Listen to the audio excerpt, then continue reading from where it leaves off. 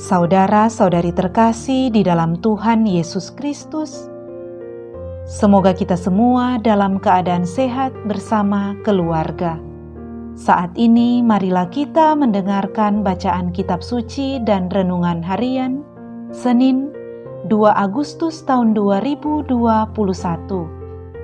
Bacaan pertama, bacaan dari kitab Bilangan. Sekali peristiwa, dalam perjalanannya melintasi gurun pasir, orang-orang Israel berkata, "Siapa yang akan memberi kita makan daging?" Kita teringat akan ikan yang kita makan di Mesir tanpa bayar, akan mentimun dan semangka, bawang prei, bawang merah dan bawang putih. Tapi sekarang kita kurus kering, tiada sesuatu pun yang kita lihat kecuali mana.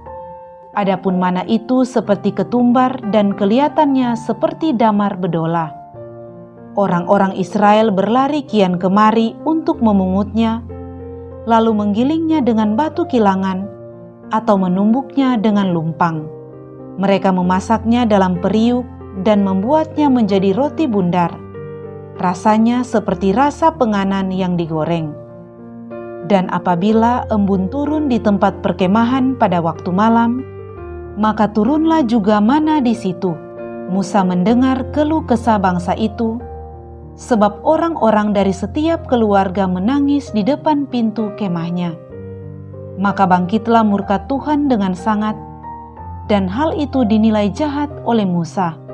Maka Musa berkata kepada Tuhan, "Mengapa kau perlakukan hamba-Mu ini dengan buruk?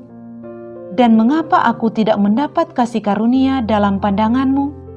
Mengapa Engkau membebankan kepadaku tanggung jawab atas seluruh bangsa ini? Akukah yang mengandung atau melahirkan bangsa ini? Mengapa Engkau berkata kepadaku, pangkulah dia seperti seorang inang memangku anak yang sedang menyusu?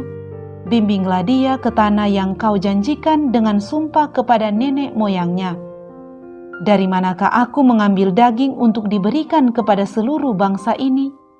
Sebab mereka menangis kepadaku dan berkata, berilah kami daging untuk dimakan.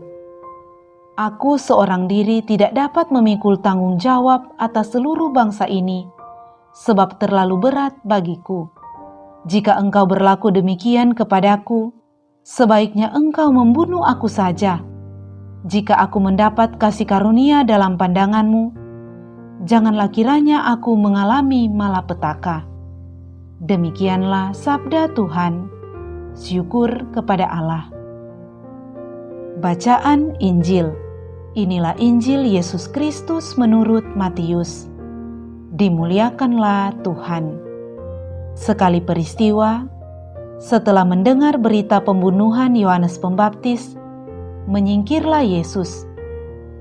Dengan naik perahu, ia bermaksud mengasingkan diri ke suatu tempat yang sunyi. Tetapi orang banyak mendengarnya dan mengikuti dia dengan mengambil jalan darat dari kota-kota mereka. Ketika Yesus mendarat, ia melihat orang banyak yang besar jumlahnya.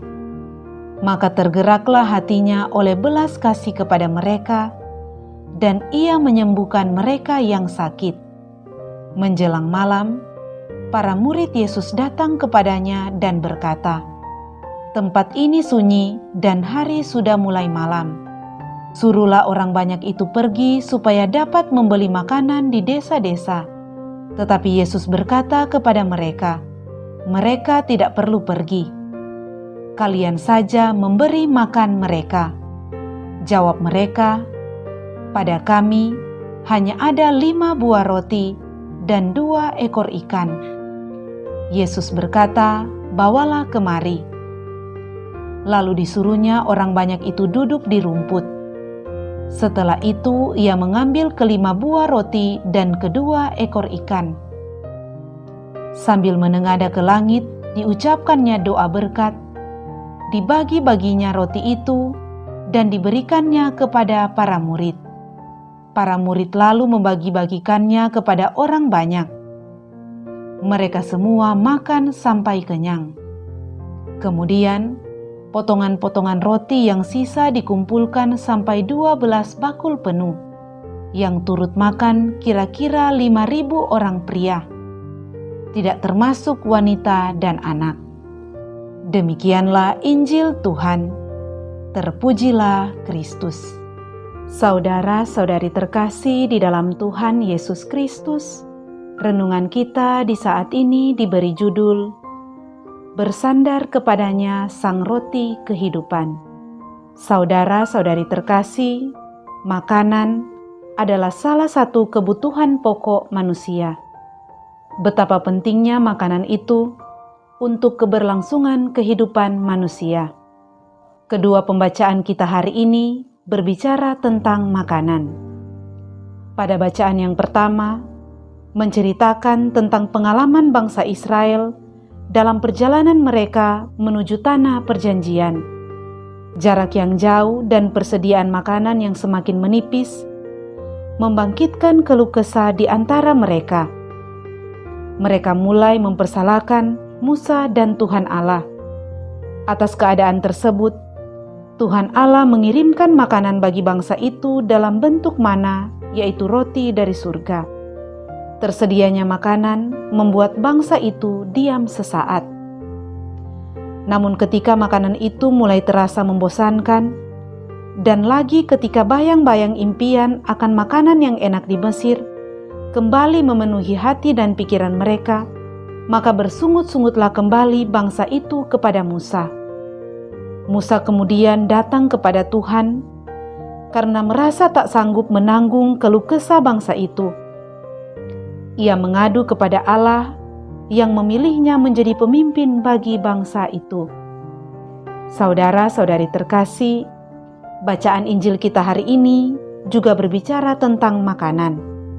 Tuhan Yesus yang diperhadapkan dalam situasi begitu banyak orang yang mengikuti Dia untuk mendengarkan pengajarannya. Mereka yang mengikutinya dalam keadaan lapar. Berdasarkan Injil, diceritakan bahwa hari mulai petang. Tuhan Yesus dengan hatinya dapat merasakan kebutuhan akan makanan orang-orang pada saat itu.